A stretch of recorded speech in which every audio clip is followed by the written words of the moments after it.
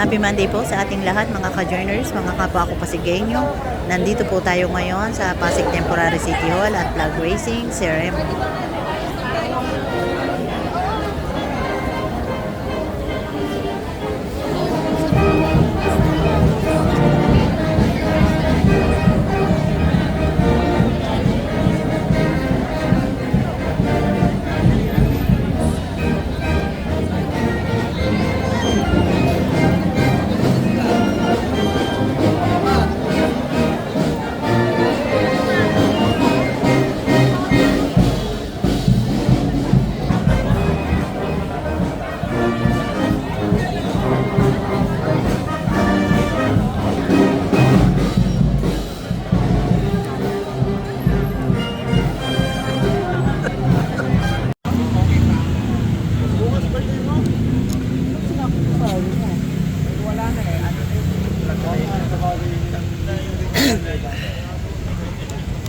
Ayan mga kapwa ko Pasigueño, pasensya na po kayo at against the light po ang ating makukuhang video sa araw na ito sa sobrang tindi po ng sikat ng araw. Ayan, nandito na po ang ating mga city councilors. Paglusod sa pangunguna ng ating Vice Mayor Dodo Jaworski Jr.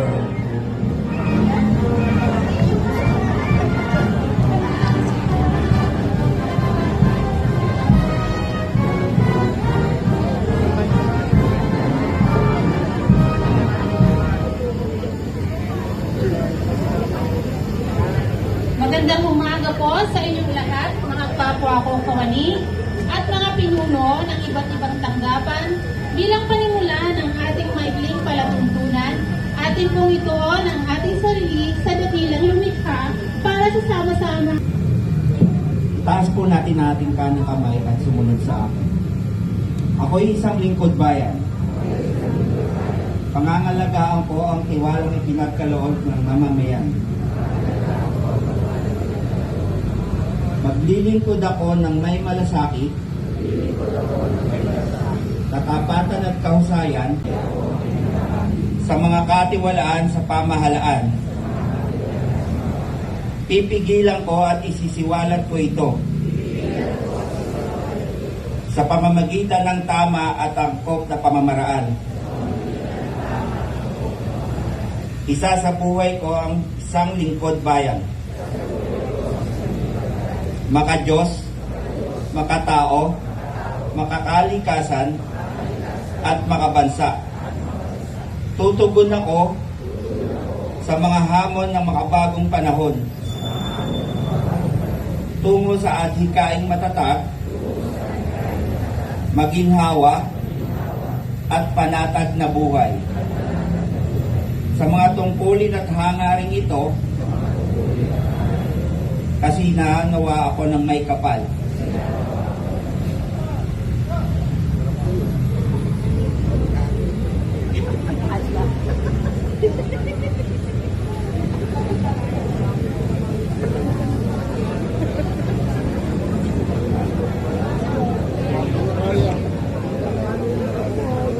At ngayon po mga kaibigan, ating ginugunita ang on May 28 ang Flag Days 1998. at sa May 31 po ang National Fisher Folks Day Proclamation Number 26 Series of 2000.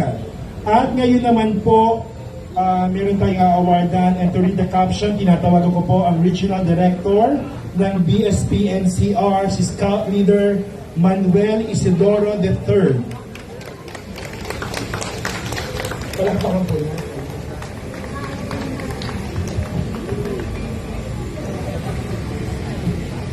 To our Mayor, sir, Vice Mayor and Councilors of Pasig City. Youth leadership and governance. Advancing youth participation in the program and institutional process and establishing robust platform for youth leadership and engagement.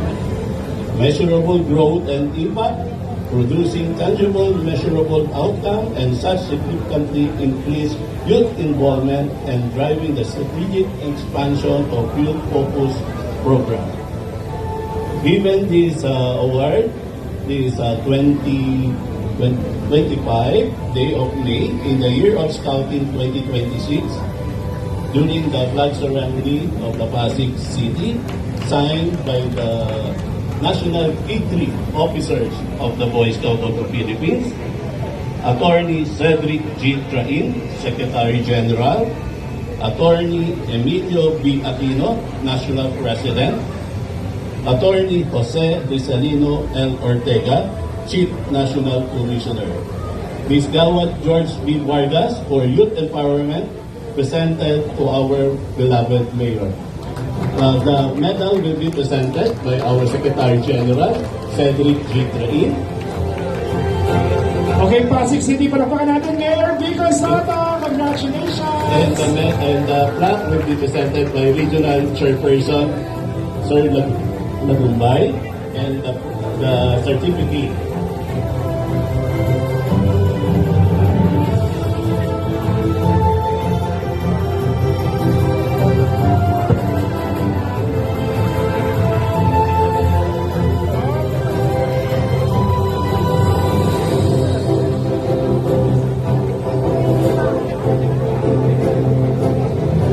Okay, palapakan natin ang Boy Scout of the Philippines. Maraming salamat po for the award. Lilingkod sa publiko ay sumasalamin sa mga pangunahing pagpapahalaga ng organisasyon. Tinatawagan po si Ginoong Enrico A.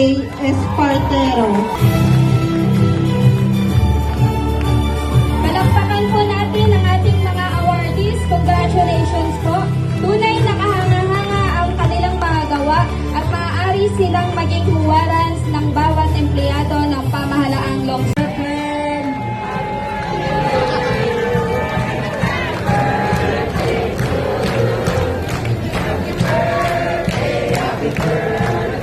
Picturean natin si Kuya Efren. Okay, thank you Kuya Efren. Happy birthday! At ngayon naman po sa pagkakataon po ito, pakinggan po natin ang mensahe ng ating punong lungsod. Mga kaibigan, palapakan po natin, Mayor Vico Soto! Maraming salamat. Happy birthday, mga friend. Magandang umaga, pamahalaan. Una, maraming salamat sa Boy Scouts of the Philippines. Talagang pumunta po kayo dito ng 6:30 ng umaga. Maraming salamat po. Pasensya na, medyo mainit. Wala na po akong magawa dyan. Pero ito pong Youth Empowerment Award na binigay po sa atin kanina. Ito hindi lang ito dapat para sa akin. Bagamat pangalan ko yung nandyan sa plaque at sa trophy, ay sa totoo, yung mga nagawa ko naman ay nagawa ko dahil po sa ating lahat. Diba, yung mga suporta natin sa Boy Scouts, hindi naman po yan galing sa akin lamang, kundi galing sa ating lahat, galing sa mga Pasigueño. At in Pasig City, we take youth empowerment seriously, we take nation building seriously. And the Boy Scouts of the Philippines plays a crucial role in both youth empowerment and nation building. Kaya maraming salamat po sa inyo. Pagpatuloy po ninyo sana ang magagandang ginagawa ng Boy Scouts of the Philippines sa Pasig at sa buong Pilipinas. Maraming salamat. Congratulations din po sa inyo. Si Coach Paul, nabigyan din ng award yan, pero natanggap niya personally, kaya hindi kasi ako nakapunta doon. Sa mga nabigyan ng parangal ng Praise Committee, sa ating Employees of the Month, ang masaya yung mga taga-accounting. Ayan ang gusto nating makita. May team spirit, Congratulations. Alam kong deserve niya yan. Huwag nyo nang hiritan yung mga nanalo kasi para sa mga pamilya nila yan. Okay. Ngayon naman po, ito, may mga bagay lang po na siguro hindi masyadong masaya, pero kasama po sa trabaho natin, Alam niyo naman, mula 2019, ang isa sa pangunahing layunin natin ay maglinis ng pamahalaan at higit pa rito, baguhin ang kultura ng paggogobyerno, baguhin ang kultura ng gobyerno para masanay tayo at isabuhay natin ang isang pamahalaan, paggogobyerno na maayos, malinis, bukas, at may pananagutan sa taong bayan. Kaya pag meron po tayong nakikita na hindi maganda o hindi tama, hindi po tayo nagbubulag-bulagan. Ano man ang posisyon, sino man ang may sala, anumang opisina nang galing, talagang siniseryoso po natin. Noong nakaraang linggo, meron po tayong 2 kawani ng ating lokal na pamahalaan na nasuspende. Preventive suspension pa lang ito, kaya hindi ko muna babanggitin yung mga detalye. Dadaan pa po ito sa admin hearing board. Makikita kung talagang administratively liable po sila. At kung ganun po, maaari silang masuspindi pa o maaari silang ma-dismiss. Yung una po, galing sa CSWDO, hindi na po natin muna babanggitin yung pangalan. Muli po, preventive suspension. Pero tandaan po natin sa admin case, substantial evidence po, administratively liable ka na. Ibig sabihin, yung konting ebidensya, minsan alam naman kasi natin, pero mahirap maghanap ng ebidensya, di po ba? Pero sa admin case, basta may substantial evidence, yun na po yun. Yung ating kasama mula sa CSWDO, na huling nagsusolicit sa kontraktor ng opisina. Ito isang bagay siguro na maaaring nakasanayan po natin sa gobyerno na parang wala lang, hindi naman suhol to, o hindi naman wala naman, na-award na naman. Okay na siguro humingi ng pa-birthday, humingi ng pang-Christmas party. Pero pag contractor po yan, lalong-lalo na, pag meron pong kontrata sa atin, lalong-lalo na pag ongoing ang kontrata, hindi po tama yun. Hindi po tama yun. Kaya nga tinigil natin yung practice. Di ba dati yung mga contractor sa City Hall, kung ano-anong binibigay, pati pag Christmas party, parapo ba? Mula noong 2019, December, pinatigil natin yun. Ngayon, may mga ibang empleyado, siguro hindi pa na-realize o maaaring alam niya, hindi ko alam. Hindi ko naman alam kung ano nangyayari sa utak niya. Hindi ko na alam paano siya mag-isip. Makikita rin natin yan sa admin hearing board, kung ano yung talagang pakay niya o intention niya. Pero malinaw na bawal po yun at hindi natin kukonsintihin yun. Yun po yung una. Pangalawa po, mayroon tayong empleyado mula sa Treasury o sa City Treasurer's Department na umamin naman siya na tumatayo siya na parang fixer ng mga kliyente. So, yun, malinaw naman na hindi tama at pinagbabawal po yan. Yun po yung dalawa. At meron pa tayong ibang nasa legal department for investigation. Ngayon naman po, maaaring nagtatanong yung iba tungkol sa iba't ibang preventive suspension sa mga barangay. At dahil ongoing pa nga po yung mga kaso sa Blue Ribbon Committee, ayoko pong pangunahan ng ating Blue Ribbon Committee. At sa ngayon, preventive suspension pa lang po yan dahil kahit papano nakita na kumbaga nagpe-preventive suspension para hindi makapag-interfere. Kasi pwedeng gamitin yung kapangyarihan para pagtakpan yung ebidensya, pwede gamitin yung kapangyarihan bilang kapitan, bilang kagawad, para takutin o intimidate yung ibang magiging witness. Kaya po sila preventively suspended. Hindi pa po ito penalty. So magka-trial pa naman o anong proseso ng Blue Ribbon Committee, antayin na po natin. Pero ang masasabi ko lang po, ang inuuna po natin, admin case lang naman po yung sa atin sa Sangguniang Panlungsod, Pero ang inuuna po natin, yung mga malalala talaga. Yan po ang sasabihin ko. Pinangako ko po sa inyo, pinangako ko sa mga Pasigueño, kaya kahit masakit sa aking masakit sa loob ko, gawin to. Yung iba, kaibigan din natin. Masakit, mahirap. Pero walang mangyayari sa atin kung pagbibigyan ng pagbibigyan. Walang mangyayari sa Pilipinas Nakita naman natin kung gaano kalala hanggang sa from national to barangay, di ba? Yung iba, hindi natin nilalahat, marami pong matino sa gobyerno. Pero kung hahayaan natin ang hahayaan, yung mga gumagawa na yung hawak nila yung pera, yung 70% ng community development fund nila naka-advance na sa kanila, at pag nakolekta na yung 30% dito, di natin alam yung 70% nagamit ba talaga yan para sa mga tao. At kahit nagamit, illegal pa rin yun. Pero alam naman natin, pag hawak mo na yung pera, wala nang accountability yan. Meron tayong nababalitaan hanggang sa personal expenses, diyan na kinukuha. Pati renta ng bahay, diyan na kinukuha. Hindi po pwede na pumayag tayo na ganito tayo habang buhay. No, kung first term natin, nag-ayos tayo mula 2019, nag-ayos tayo. Inayos muna natin yung malalaki, procurement sa City Hall. Diba? Inayos natin. Second term, may mga nakita pa tayo maliliit. Nag-ayos pa rin tayo. Hindi naman natin mape-perfecto. May dalawa nga tayo na suspended, pero maliliit na lang yun. Pero ngayon, di ba, nung nag-umpisa yung third term natin, sinabi ko, pinangako ko sa inyo na kailangan tumagos ang mga reforma ng city level hanggang sa barangay. At ito na po yun. Kaya sa mga sumusuporta, sa mga tumutulong, lalo na hanggang sa mga ordinaryong mamamayan na tumutulong. Ito lang po ang masasabi ko sa inyo. Bukod sa pasasalamat, ay konting paalala lang din na opo, ibig sabihin, huwag naman tayo yung naghahanap ng mali. Hindi naman din tama yun. Pag may magandang ginagawa, kilalanin din natin.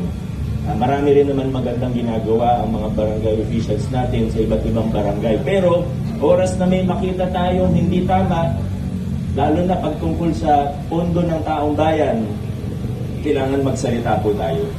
Hindi tayo dapat magbulag-bulagan, magmangmangan, na kunyari wala tayong nakikita.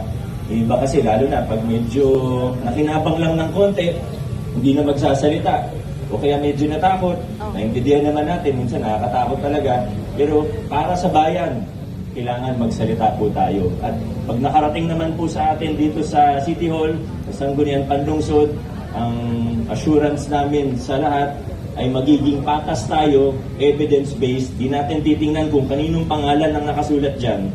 Di natin titingnan kung sinong kakilala niyan, kundi evidence-based lang po tayo. Kung anong sinasabi ng ebidensya, doon lang po tayo. At hindi rin namin magagawa ito, yung mga reforma na ginawa natin sa city level, hindi po yan tatagos sa barangay kung hindi po nagtutulungan ang nakararami sa mga Pasigueño. Kaya sa mga tumutulong at sumusuporta dito sa ating hangarin at sa ating ginagawa, maraming salamat po. Muli po sa ating mga kasama ngayong umaga, pasensya na po, medyo seryoso ang ating dulong bahagi ng mensahe ngayong flag raising, lalo tuloy uminit ng panahon, pero hindi ko na masyadong hahabaan din dahil parami yung payong na nakabukas. Maraming salamat, good morning, have a great week everyone. Adjourn na po tayo. Okay, maraming salamat.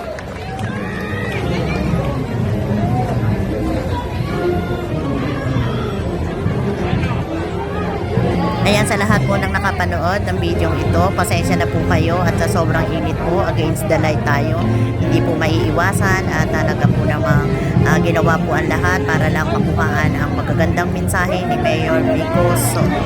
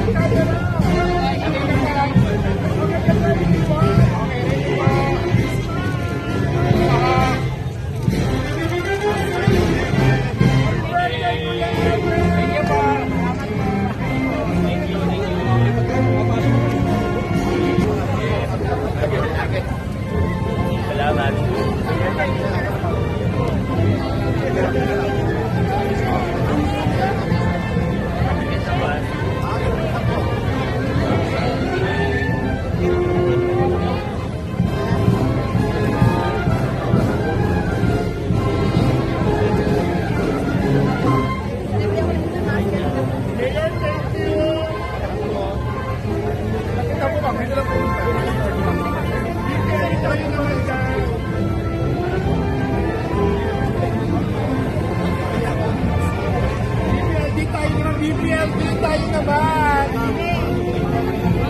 PPLD!